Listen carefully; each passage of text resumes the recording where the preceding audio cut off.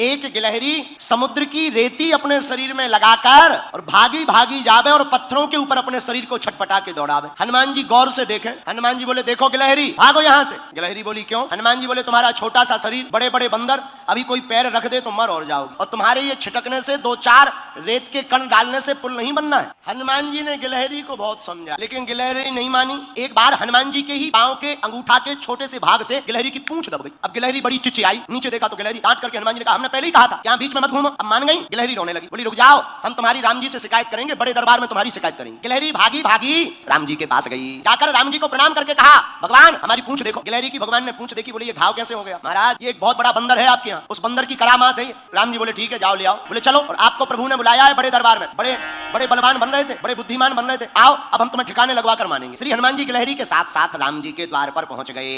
राम जी को प्रणाम किया, पर हनुमान जी ने गिलहरी से पूछा एक बात बताओ, तुम्हारे रेत के कण डालने से समुद्र का पुल बनना नहीं है, फिर भी तुम इतनी परेशान क्यों हो रही? राम जी बोले बात तो सही है, बताओ गिलहरी। गिलहरी हाथ दोनों जोड़कर बोली राम जी हमें पता है कि हमारे कारण से पुल नहीं बनना है, लेकिन इन बांदरों ने, बंदरों ने, आपकी इस सेना ने बड़े बड़े पत्थर ला करके पुल बना दिया। राम जी बड़े बड़े पत्थर लगे हैं, आपके चरण बड़े कोमल हैं, पत्थर हैं उबड़ खाबड़, रखोगे कहीं चोट लग जाए, आपके चरणों से खून बहने लगे, तो ये बनते तो बड़े बुद्धिमान है तुम्हारे हनुमान जी, पर इन्हें ज्ञान एक रत्ती का नहीं। हम छोटे जरूर हैं पर हमें ज्ञान ठीक ठाक। राम जी बोले क्या ज्ञान है? बोले ये तुम्हारे बड़े बड़े बंदर बड़ी बड़ी सिलाएं लगा रहे हैं, पर आपके चरण बड़े कोमल हैं, आप चलोगे तो कहीं पत्थर लग जाएगा, तो हम रेती जाकर के रेती उन पत्थरों की दरार में भरते हैं ताकि आपके चरणों में कोई चोट ना लग जाए। हनुमान जी को सुनकर आंखों से आंसू आ गए। अरे धन्य हो गिलहरी, आप धन्य हो, आपका भाव धन्य है। राम जी ने गिलहरी को अपनी हाथ में लिया, पूंछ के ऊपर हाथ रखा तो जो उसका दुख था, करुणावान करुणा निधान श्री रघुनाथ जी के हाथ रखते ही उस पूंछ का घाव ठीक हो गया और गिलहरी प्रसन्न हो गई। राम जी अपनी 3 अंगुलियां गिलहरी के ऊपर फिराए। जब राम जी ने अपनी 3 अंगुलियां गिलहरी के ऊपर फिराई, वही 3 अंगुल के निशान आज भी गिलहरी के ऊपर है।